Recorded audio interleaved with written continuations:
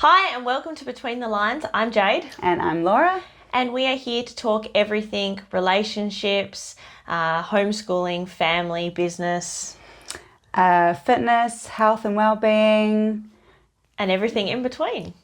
So today we want to talk about raising tiny humans and surviving our strong-willed children. We are by no means experts, and this is definitely a lived experience. Continuing.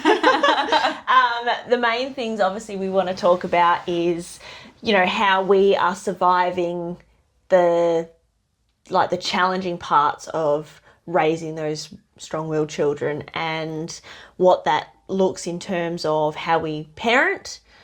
Yep, how we're being role models. I think it's finding that balance between disciplining the children, and that they are capable adults and doing what they need to do to survive in this world, but also coming from a more gentle perspective and approach. Yeah, because at the end of the day, that's what we're trying to raise, normal functioning adults that can go to work, can hold relationships, can, be nice to people. Can communicate. Yeah, but still be able to stand on their own 2 feet and push back. Yeah. For what's right for them and their values. Yeah, and teaching them to create boundaries early. Yeah. So that we don't end up in your late 30s with, no boundaries or learning how to do boundaries all over again. Yes, and then your children learning how you are trying to get your boundaries. And, and a big theme that I hear a lot at the moment is about people pleasing. I really think that has come from how we were brought up. It was very much a case of you did what you were told. Yeah. And you did whatever you could to keep everyone happy. Yeah, it was it's that survival, actually, the survival instinct. I'll be safe if I stay within the lines and not push back. Yeah, which is, comes down to that perfectionism that we talked about as well. Like it's all related, and it's all, I know, as a child, you weren't allowed to speak up. If you didn't, 100%, if you didn't agree with what was being done or how you were being spoken to, you weren't allowed to speak up. Yeah. That just wasn't done. Like, in fact, you got into more trouble for speaking up. Yeah. So I guess for me, one of the big things is I want Alice to be able to speak up and to be able to tell me that she doesn't like the way that things are happening, or she doesn't want to do that, or she doesn't like that. Yeah. But I also want her to have some perseverance as well. It's such a balancing act. It is, and I think it's the way that we communicate with them and them learning to communicate with us and what they need. For example, when we're at the dinner table, it was always you finish what was on your plate because we didn't waste food. And just to preface, our parents did what they could based on what they were taught, based on what their parents knew. So there's no judgment here in how it all came to be. No, and every generation wants to fix things that they didn't get, right? Yeah, I know my mum's generation, her parents, there was never loves and hugs and, so when she came along, that was something that she wanted to change. Yeah. And I guess for our generation, we are trying to remove back some of that, smacking with a wooden spoon. Yeah. As much as you're tempted. Yeah. The dog buried mine. Yeah, several times. Mum couldn't find it. The dog buried it. But, they're things that we try to change and we want to change for our kids without turning them into spoiled little brats. Yes. No, there's that fine line there. Yeah. I think in terms of regulating their emotions and expressing when they're upset, when they're angry, and being to actually able to name those emotions. Yep. I'm angry right now. And that's where you can say, okay, what are you angry about? Instead of these full-blown tantrums and no one's communicating with each other. We both end up yelling at each other and it gets nowhere. Yeah, that yelling's a big one, and I know myself when I'm telling Alice off, and she just shuts down. Yeah. She just goes blank in the face, and it doesn't matter what you say, she is not listening to a damn thing. Yeah. Which then makes me more angry. It's a bit like Scott when he goes when she gets he does silent treatment, right? Yeah. But it's that yelling at each other really gets us nowhere. Yeah. Really gets us nowhere. Do you guys do a lot of yelling? Unfortunately. Yes. It's interesting because I have 3 children. So the boys, if I yell, they will go quiet and they will listen. Yeah. If I yell at my 2-year-old daughter, she just yells straight back at me, or she's just not fazed one iota. So it's actually in those moments that I pull back. Yep. And I'm like, okay, I've got nowhere with this. Yep.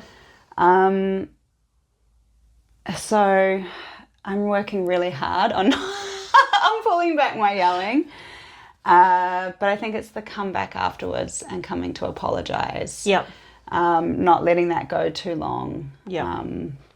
And Mike and I will always have a discussion with the kids about what's happened when they're calmer, at dinner or before bed, and explain and get them to, when they're also calmer, express how they were feeling. Yeah, we often do the same thing. We'll have a conversation about why I yelled, and we take ownership of our feelings. So we don't say, you made me angry. Yeah. We say, I was angry. Yes, definitely. And Yeah. that's such an important tool for them to learn. Yeah, taking ownership of your feelings and not being that victim mentality. Yeah. And going, I was angry and I reacted in a way that I don't like. Yes. So I can understand why you didn't like it because I didn't like it. Yeah.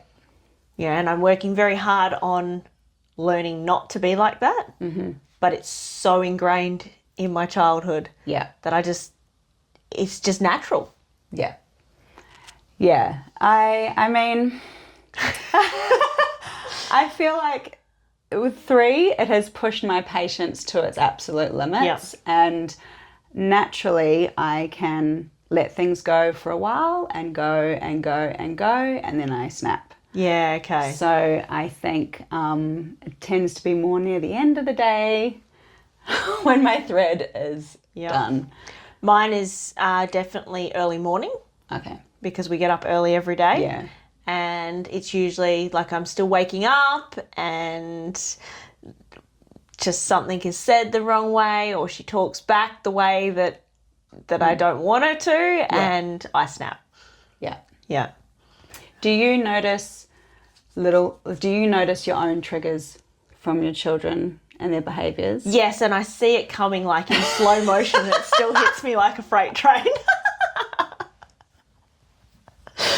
Yeah. Yeah. You almost have like an out of body experience. Yeah, it's like I'm staring down at myself and I'm like, this is like, I'm getting shitty and I just can't stop this. Yeah. Yeah. Yeah. I even in the I have only tapped into my rage since I turned 30 and had kids. And I have that moment where I'm like, step out. What are you doing? Why are you yelling? You are crazy.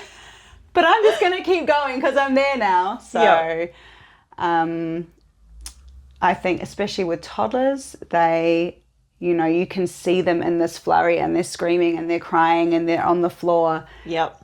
They are completely lost in that moment, and we do the same to that extent. Oh yeah, definitely. Yeah, definitely. Yeah. Once we're in that moment, we just can't seem to pull back. Do you have strategies for yourself when you're in that moment? Do you ever like go for a walk or have a sip of water or anything like that? I breathe.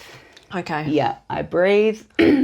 I put my hands on my face and I breathe. Hide. If I can't see you, it's not happening. I don't have to put up with this shit. Oh my God. We were in a shop and I should not have taken all kids with me. It was the afternoon when Shay normally is napping and they were just mental, and we're in the changing rooms, and there was that moment I was standing there. The 2 boys are looking at me like, oh no. And Shay's just like, So breathing helps me. Okay. And I will walk away. Yep. And then I'll come back. Yeah, okay. Yeah, that's definitely something that I do. I go for a walk. Yeah. Yeah. Yeah, if it's at home, I'll go for a walk around the garden, or if it's at the workshop, I'll, because if I am left in that situation, I'm like a dog on a bone and I'll just keep going. So I have to remove myself so that I calm down enough to... Yeah, you have to like break that energy, otherwise it just keeps spiraling. Yeah. Yeah, yeah. And I think even in, the relationship with Mike and I, we do the same. We both just... We know when we've just got to walk away because it's going nowhere. Yeah, we're the same. Yeah. Yeah, you just have to walk away, otherwise it just doesn't get you anywhere that you need to be. Yeah. Yeah. So with your, obviously Alice, I'm teaching her to be quite independent and to push back. But sometimes I've taught her so well that I wonder if I've done the right thing. So, we often talk about, perseverance as well. And I believe that if she starts something, she must finish it. So if she signs up for the term of sports, she must see it through, even if she doesn't like it.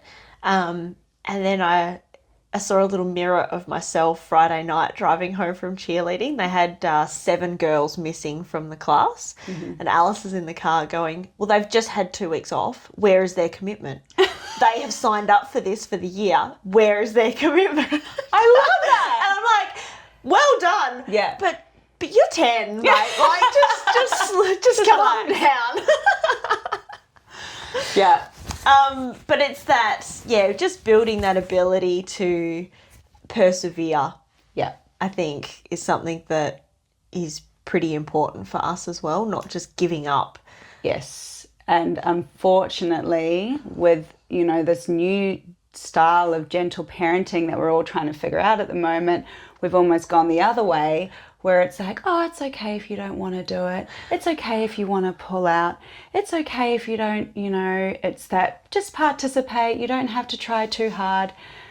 I'm very generalizing here, but it's sticking to something that you've committed to, and I feel exactly the same. Oh, as you know, I employ quite a few staff, and we have had some young staff come through, and you can almost 100% see straight away that they were not made to persevere through things. Yeah. They just have no, they just won't persevere through something. As soon as it gets hard, they give up. Yeah. And long term, that's just not going to serve them. No, I think you're not creating the value within yourself of a sense of achievement. And I think it's really empowering to work through something that's hard. The comp that we just did on the weekend, we were telling everybody around us, we are proving to ourselves we can do hard things. Yeah. And it doesn't mean that we come first, but we worked as hard as we could as a team together. Yeah. And playing team sports growing up, when you're part of a team, you're there for everybody, And that's the kids' class that I teach as well. I tell the kids often, when they're complaining that it's hard, I'm like, well, it's supposed to be hard. Yeah. You're supposed to work hard. Yeah. That's what you're here for. You're here to work hard. Yeah. Because it's building that confidence in yourself. It's loving yourself because you know that you are capable of doing hard things. Yeah. Building that, not just outer body strength, but your inner strength as well. Yeah. And that's why sports are pretty important to us, for Alice to do. Being an only child, she doesn't have that pushback of siblings where she has to persevere to get something that she wants. Yeah. So sports are very important. Yeah. Because she's got to persevere. If she wants to hit her goal, she has to persevere. She has to continue. Yeah. So that's why that's very important for us. And that's one thing that is a great quality that I have taken from both of my parents, was that commitment to sport. Yeah. And it's finding that courage within to step up to do something that is out of your comfort zone. Yeah. And not shying away from a challenge. Yeah. And life is always going to have twists and turns, and if you can face it with courage, you can go a lot further. Yeah. You mentioned gentle parenting and that style of, sort of letting things go. Yeah. Did you ever think that was the style of parenting that you were going to do? Like, I know for me, the idea of gentle parenting seemed really nice. But I have a very strong-willed daughter who thinks for herself and thinks independently, and it just wasn't, it was never going to work for our family situation. Yeah. Was it something that you thought about? I guess there's like probably a big spectrum of gentle parenting and how far you take it. Yeah. So I just wanted to have an approach where my children could talk to me about how they're feeling, and we can work things through. It doesn't always have to be my way or the highway, or their way or the highway. Yeah. So I feel it was more about how we communicate to each other. Yep. And then perhaps in the discipline side of things, not shutting them out. Yes. Yep. And shutting them down when they're expressing these feelings. Yep. So allowing them to be in those moments. Allowing them to learn what those feelings are, and then how to communicate them. Yeah. Yeah. For us, I found that because we work so hard on that same sort of style, right, where I don't want to shut down her feelings, but I also want her to be respectful. That communication has helped. She's not a hugger. Yeah. Like me. Surprise, surprise. But I remember growing up, and you were made to hug people. Yeah. No matter how uncomfortable that made you feel, you were made to hug people. We have equipped her with the ability and the confidence in herself to communicate and go, look, I'm sorry, I don't like hugs. Yeah. And that's fantastic. That's about setting your boundaries. Yeah. Which is what we're trying to achieve, right? We're trying to achieve children that can learn their boundaries early so that when they get into adulthood, they have these boundaries. Absolutely. And they will come into relationships with a lot more clarity on what they need and what they want, and can communicate better, and perhaps a lot less, breakdowns and divorces and separations. And yeah. We had an interesting thing happen this week. And once again, boundaries was a big one, because, we spend a lot of time talking about boundaries and talking about, how you want to be treated, and only accepting how you want to be treated. Yeah. And she got a message from one of her friends that I told you about. One of her friends made up a pretty big lie. And it was about something pretty important. And Alice worked out that it was a lie. Yeah. So she called her friend out, and she's like, look, I don't like being lied to. If you're going to lie, then, we're not going to be able to be friends. Yeah. Which then followed with a lot of emotional bullying. You can lie to your parents. You can, because she said, my parents didn't like that you lied to me either. You can lie to your parents and we can still be friends. I'm no longer coming to cheerleading anymore because you're no longer my friend and you're ruining my life. And this is coming from a 10-year-old. Like, this is just really blown away. Yeah. But because we have instilled that being able to communicate your feelings, she was so clear, and I showed you the messages, she was so clear in what she had to say, which was, well, friends don't treat friends like this. Yeah. And if your other friends accept this behaviour, that's okay. Yeah. But I don't. Yeah. That's perfect. And I was so proud, because that's what we're working towards, right? That's why we're raising strong-willed little humans. That's what we want. We want them to be able to speak up and go, no, this behaviour is not okay. Yes, absolutely. Yeah. And I think with the kids, they can do that within being siblings. I mean, they definitely fight a lot, but we get them to come back together and talk about it. And they're learning how to. They're only 7 and 5 and 2. I think another big one is not telling your kids to go say sorry. I think it's going and talking to the person and understanding, are they okay? Yeah. But forcing a sorry, can be ingenuine. Yep. And they have to understand as they get older the severity of the situation. Not just I say sorry because I have to say sorry. Because sorries don't mean nothing. They don't mean anything. Yeah. Like if the behaviour continues, those sorries mean nothing. Yeah. Yeah. Yeah.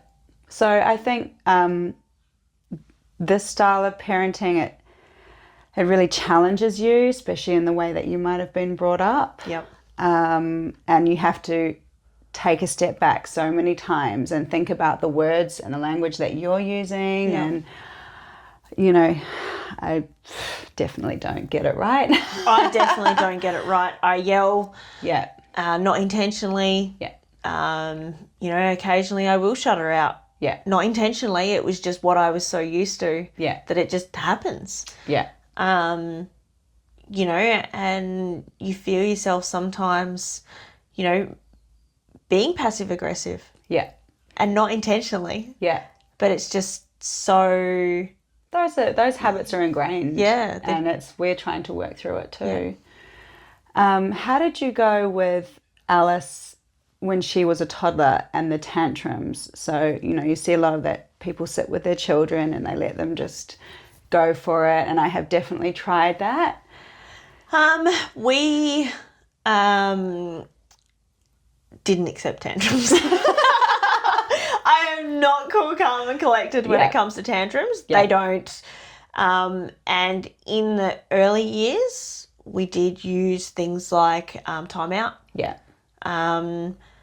They were, and because she hated timeout, we worked out pretty quick that we only ever had to use it once or twice. Yeah, okay. And then even just the mere threat of timeout was enough. Okay. And you're lucky. But she hated it. Yeah. But yeah, the tantrums were definitely, I get so overwhelmed that I was sucked into that. Yeah. So we were lucky the tantrums didn't last for very long. Yeah. Thank God. Or I would have lost my mind. Yes, so I'm still trying to figure that out with Shay. Yeah. Yeah, I have tried the walking away. I have tried sitting in the room with her. Yeah. So I haven't quite found my happy medium with that just yet. And look, timeouts aren't for everyone either. Like a lot of people don't like timeouts, and that's okay. Yeah. But that's what I found worked for us. I think because it gave us time out. Well, you need it too. Yeah. We do with the boys. We do tell them to go to their room and just cool off. Yeah. Everyone needs a breather. They're not stuck in there for hours. I say, come out when you're ready for us to talk, but you just need to cool off. Yeah. And sometimes they do and sometimes they don't. But yeah, I think it's just having that everyone have some space for a bit. Yep. Recalibrate. Yep. Have you tried, I know back when Alice was a toddler, like all those busy things and those sensory, lamps and balls and all the rage. Have you tried any of that with Shay? When she's having a tantrum, just to give it to her to play with. No, I haven't. It was a big thing, like when Alice was a toddler. Okay. You looked on Pinterest and there was all these sensory things, you out of an old water bottle, you put glitter and oil in there and watched it go from side to side to sort of pull them out of that situation. Okay. Or I suppose that's where fidget spinners were born, right? Like that same sort of thing. I don't know if that might help. I'm going to give it a go. I'm open to anything. Almost like a distraction method. My thought is like a distraction. It's going to get thrown across the room. I thought, that was just what crossed my mind. I'm like, Yeah, but no, I will give that a go. even at the gym the other day, she had a massive meltdown in front of everyone, and I'm trying to stay so calm. And my go-to was I put the TV on. Yep. And she calmed down. Yep. So that's not the way I want to do it. But I had to do what I had to do at work. Yep. Yep. Just give her food. Oh no, she threw that all over the crate. Yeah. Oh. Yeah. I'm only laughing because it's just part of life, right? And it's just... Yeah. Yep. Yeah. And you know what? She doesn't do that when I'm there, so I don't see it. You tell me these stories. Yeah. Like, I know how strong-willed she is. Yeah. Like, I've seen how strong-willed she is. Yeah. But I've never seen her turf her food across the crate. That would just be... I've only found the sultanas dropped in things. Oh, maybe she'll save it for a rainy day. You save it for me later. Yeah. Okay. Well, I would actually like to put it out to the viewers how you are finding the balance, and I would definitely be open to some tips on how you work through, you know, that toddler stage, or even children who really struggle to regulate their emotions. Yep. And how you have learnt to regulate your own emotions too. If you're a work in progress the same as us. Yeah. Just to be able to, you know, find better ways to, when we're looking in and seeing that it's about to happen, how to stop it before it happens. That would be really helpful. That would be great.